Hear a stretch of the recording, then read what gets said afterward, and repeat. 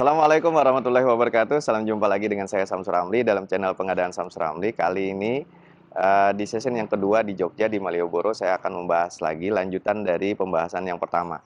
Kalau pembahasan yang pertama kita berbicara tentang dasar regulasi, sekarang yang kedua kita membahas tentang esensi dan filosofinya. Karena banyak sekali penerapan P3DN ini kalau tidak kita address dengan baik berdasarkan esensi dan filosofinya, nanti akan agak susah kita memahaminya. Maka dalam kelas kemarin, saya mencoba menjelaskan dan memberikan kuis kepada peserta untuk membedakan istilah-istilah yang ada.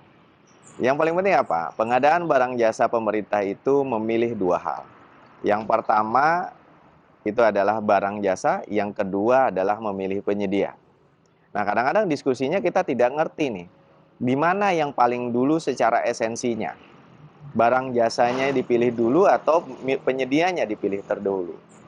Nah, ini penting menurut saya, harus tidak boleh seperti pendiskusi tentang mana lebih dulu ayam dengan telur. Harus ditetapkan mana yang lebih dulu kita pilih.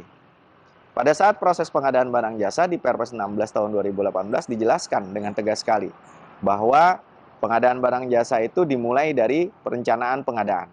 Perencanaan pengadaan dimulai dari identifikasi kebutuhan.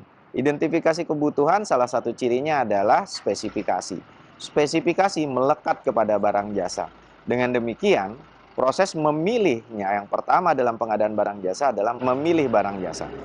Nah, memilih barang jasa ini berarti konteksnya pada saat kita merencanakan pengadaan, pemilihan barang jasa dalam konteks menetapkan kebutuhan, menspesifikkan kebutuhan. Kita sudah memilih barang jasa yang akan kita transaksikan. Nah, pada saat memilih seperti ini, barang jasanya itu belum tersedia, tetapi pilihan sudah kita tetapkan. Pada saat persiapan, kita mulai mengidentifikasi secara kuat lagi bahwa kita spesifikkan lagi, kemudian bahkan kita dampingi dengan harga perkiraan sendiri. Dengan demikian, kebutuhan kita sudah semakin spesifik, keinginan kita sudah semakin jelas. Kebutuhan ini yang kemudian kita tetapkan di dalam dokumen persiapan pengadaan. Nah, sampai pada tahap ini, barang jasa kita masih tidak berwujud, masih merupakan sebuah kehendak, keinginan, kebutuhan, angan-angan. Gitu. Nah, begitu di rapat persiapan pemilihan penyedia, kita mulai melangkah pada proses bagaimana mewujudkan barang ini yang tadinya tidak ada menjadi ada. Inilah yang menjadi substansi kenapa kita sebut sebagai pengadaan. Karena barang yang kita butuhkan itu belum ada, kemudian kita upayakan untuk diwujudkan menjadi ada. Di proses pemilihan penyedia inilah kemudian kita menentukan apakah barang jasa yang kita butuhkan itu bisa diproses, bisa diwujudkan oleh penyedia barang jasa. Dengan demikian ada dua hal. Yang pertama kali kita pilih adalah barang jasanya. Baru kemudian kita memilih penyedianya. Dalam proses mewujudkan, penyedia kemudian mewujudkan barangnya, setelah itu kita serah terimakan. Dalam pembahasan ini yang paling utama adalah saya ingin mengatakan bahwa kita harus mengerti mana sisi supply, mana sisi supplier. Berarti kalau barang jasa duluan yang kita tetapkan, kita pilih, maka yang kita pilih pertama kali adalah unsur supply-nya.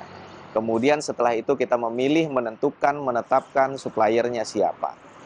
Dari terminologi ini, kemudian kita akan bisa membedakan mana istilah yang berkaitan dengan supply, mana istilah yang berkaitan dengan supplier.